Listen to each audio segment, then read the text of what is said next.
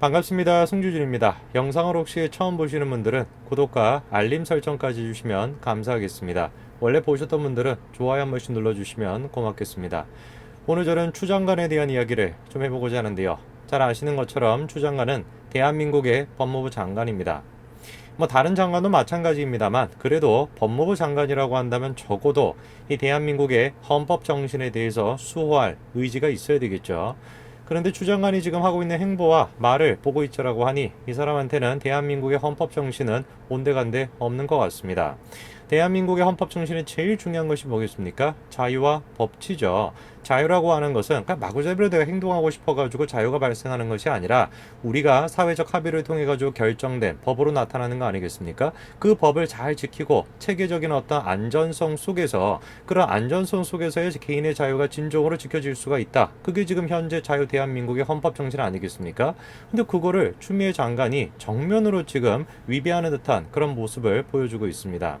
여러분 생각을 해보십시오. 회사에서조차도 부하 직원이 상사의 말에 대해서 듣지 않는다. 어떻게 하겠습니까? 그리고 부하 직원이 상사에게 자기 마음대로 뭔가를 결정을 해놓고 그거를 그냥 문자로 통보한다. 어떤 일이 발생을 하겠습니까? 근데 그게 지금 검찰에서 벌어지고 있습니다. 오늘 윤석열 검찰총장과 추미애 장관에 대한 이야기를 좀 해보겠습니다. 같이 한번 좀 보시죠.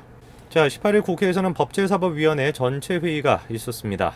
법제사법위원회가 앞으로 어떻게 전개가 될지 굉장히 좀 걱정이 됩니다. 그도 그럴 것이 위원장이 바로 윤호중 씨인데 윤호중 씨가 이런 얘기를 했었죠. 갑질을 해온 법사위 개혁할 것이다. 이렇게 얘기했었습니다. 자, 그러면 어떤 갑질을 지금 얘기하고 있는 거냐? 보고를 받아보니까 20대 국회에서 법사위에 문을 넘지 못하고 임기 만료로 폐기가 된 타상임의의 법안이 48건이라는 거죠. 해당 48건은 법사위의 발목 잡기, 목리 부리기로 사실상 빛을 보지 못하고 사장이 된 것이다. 앞으로 이런 일은 있을 수 없다. 이렇게 얘기했습니다. 현재 지금 국회는 여대 야소의 상황입니다. 더불어민주당이 압도적인 다수를 차지하고 있는 상황이죠. 그럼 문제가 발생할 수 있습니다. 다수라고 하는 이유로 자기들 마음대로 해버릴 수도 있는데 그것이야말로 자유민주주의의 가장 큰 적 아니겠습니까? 그래서 그런 것들을 우리가 막기 위해서 힘의 균형이 있어야 되는 것이고 힘의 균형을 유지하기 위한 최소한의 장치가 법사위원장을 야당 쪽에서 맡는다. 이게 전통 아니겠습니까? 그게 자유민주주의의 정신이겠죠. 소수 의견도 마찬가지로 존중이 될 수 있도록 하는 거. 그런데 그 야당이 법사위원장을 맡게 해달라라고 하는 얘기조차도 거부하고 지금 여당 쪽에서 맡으니까 저런 식의 얘기가 나오는 겁니다. 야당의 의견을 제시하는 것, 야 이런 것들은 너무 여당에서 밀어붙인 것이다. 그러니까 우리가 반대하겠어 라고 하는 것을 목리 이런 식으로 지금 표현하고 있는 게 현재 지금 대한민국의 현 주소입니다. 상황이 이렇다 보니까 추 장관이 이런 얘기를 마구잡이로 하는 것이죠. 대놓고 추 장관이 뭐라고 했냐? 윤석열 보란듯이 한동수에게 힘을 실어줬다라는 겁니다. 감찰 중단은 옳지 않다 이런 얘기를 지금 한 것인데 자, 한동수가 누구냐? 여러분 기억나시죠? 지난번에 추 장관이 주가 돼서 인사 물갈이를 하지 않았습니까? 그 당시 이제 감찰부장으로 임명됐던 사람이 바로 한동수입니다. 이분의 연역을 좀 보시게 되면 딱 나와 있죠. 진보 성향 판사 모임인 우리법 연구회 출신입니다. 자, 우리가 조금 살펴봐야 되는 것이 뭐냐면 추 장관이 이번에 전체 회의에서 감찰 중단은 옳지 않다라고 하면서 윤석열을 조금 보란듯이 한동수에게 힘을 실어줬다 이런 얘기가 있는데 여기서 말하는 감찰 중단이 뭘 뜻하는 것이냐 그거를 우리가 좀 살펴봐야 되겠습니다. 자, 해당 내용은 이제 채널A와 검찰 사이의 관계에 대한 얘기인데요. MBC가 보도를 하지 않았습니까? 채널A와 검찰 사이에 무슨 유착관계가 있다 이거에 대한 얘기인데 저것도 지금 제보자의 말을 통해 가지고 지금 진행이 되는 건데 여러분 생각을 해보십시오.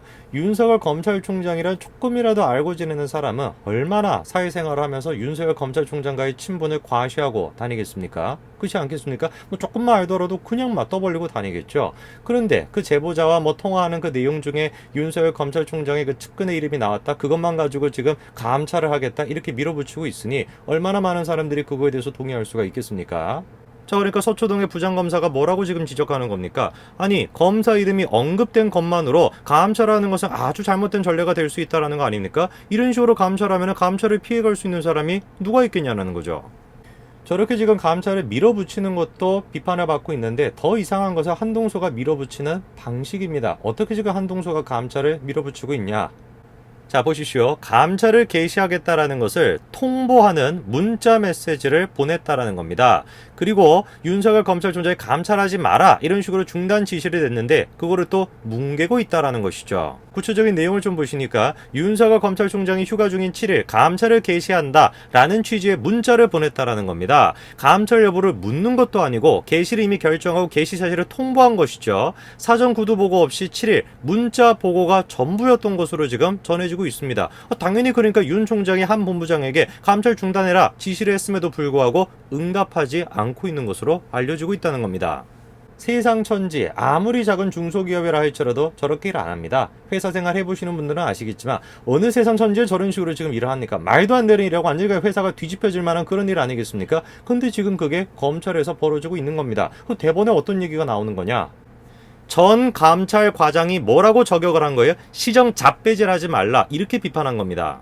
분명히 검찰총장이랑 갈등도 있을 수 있지만 하지만 어떤 경우에도 총장에 대해 격식과 예의를 다했다라는 거 아닙니까? 당연한 것이죠. 전 감찰 과장뿐만 아니라 부장검사도 뭐라고 지금 비판하는 겁니까? 한 본부장의 항명이다 이겁니다. 그 항명에 대해 가지고 감찰에 착수해야 된다 이런 의견이 지배적이라는 것이에요. 또 다른 검사장은 또 뭐라고 얘기합니까? 한 본부장이 자신이 정한 대검 감찰 규정을 위반한 부분은 직권남용 소지까지도 있다라는 거죠. 자, 그럼 여기서 얘기하는 감찰 규정이라는 것이 뭐냐? 바로 이겁니다. 이렇게 나와 있죠. 대검찰청 감찰본부장은 중요 감찰 사건에 대하여는 위원회 또는 소위원회의 사건 심의를 의무적으로 회부해야 된다고 분명히 지금 적혀 있습니다. 예외 사항이 세 가지가 있는데 첫째, 검찰청 직원에 대한 비위 사건, 둘째, 이원 면직을 신청한 검찰청 공무원의 경우, 셋째, 검찰총장이나 위원장이 심의 대상으로 지정한 비위 사건인 경우는 예외지만 당연히 채널A의 경우에는 해당 지금 세 가지 예외에 들어가지가 않겠죠. 더 웃긴 게 뭔지 아십니까, 여러분? 해당 지금 감찰 규정이라는 게 어떤 배경으로 만들어졌냐? 규정은 한 본부장이 부임한 이후인 지난해 12월 31일 개정이 되어가지고 시행 중인 것으로 한 본부장이 자신이 만든 감찰 규정을 스스로 어기고 있는 그런 꼴입니다, 지금. 의무적으로 위원회에 회부해야 된다 이렇게 규정이 엄연하게 있음에도 불구하고 그 규정을 지금 정면으로 위반하고 있고 그리고 그냥 감찰을 개시하겠다라는 것을 여부를 묻는 것도 아니고 그냥 이제 자기들이 미리 결정을 해놓고 문자로 그거를 통보를 하고 있으니 하나부터 끝까지 다 말이 안 되니까 당연히 윤석열 검찰총장이 그 감찰을 중지하라고 얘기한 거 아니겠습니까? 이런 상황에서 추 장관의 발언이 나온 것입니다. 감찰 중단이 옳지 않다 이렇게 추 장관이 얘기한 거죠.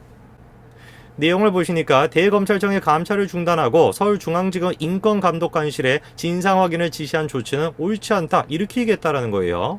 저는 좀 추 장관한테 물어보고 싶어요. 당신이 뭔데?